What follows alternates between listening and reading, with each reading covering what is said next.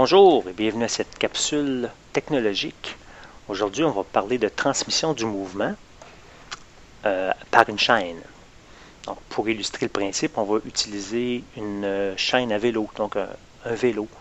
Et les différentes dents, les différentes roues dentées qu'on va utiliser sont les suivantes. On a une roue grand format à 14 dents, une roue moyen format, de format moyen, à 10 dents et une petite roue à 6 dents.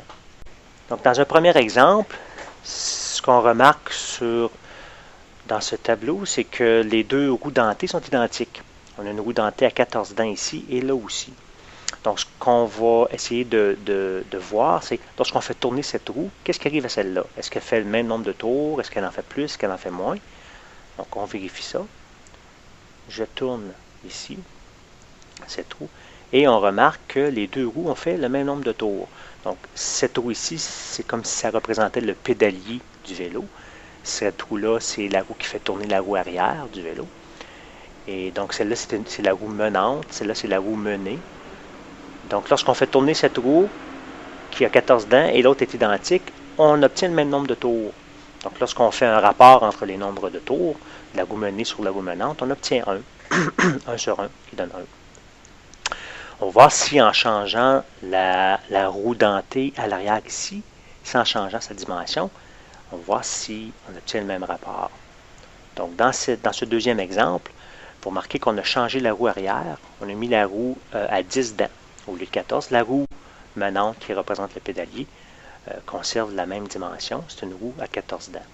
Donc, dans l'exemple ici, on va commencer par compter le nombre de tours que la roue menante fait ici, jusqu'à ce que la bille de la roue menée revienne à son point de départ.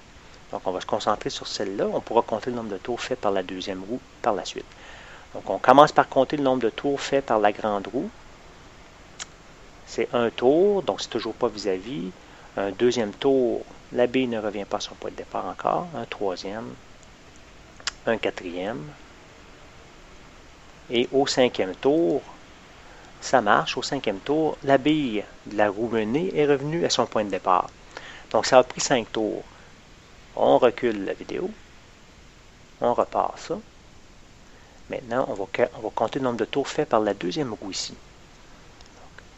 Donc, un tour, un deuxième, un troisième, un quatrième, cinquième tour, sixième tour et septième tour.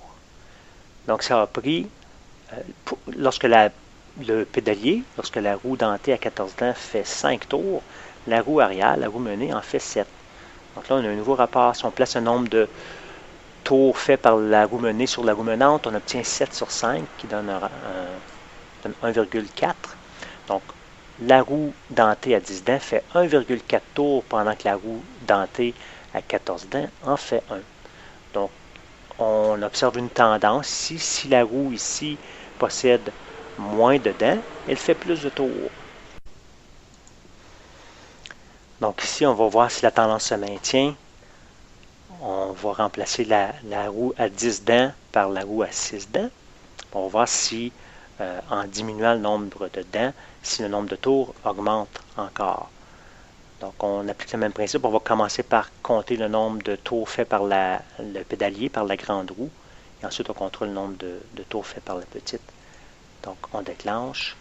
C'est un tour, un deuxième tour, un troisième tour.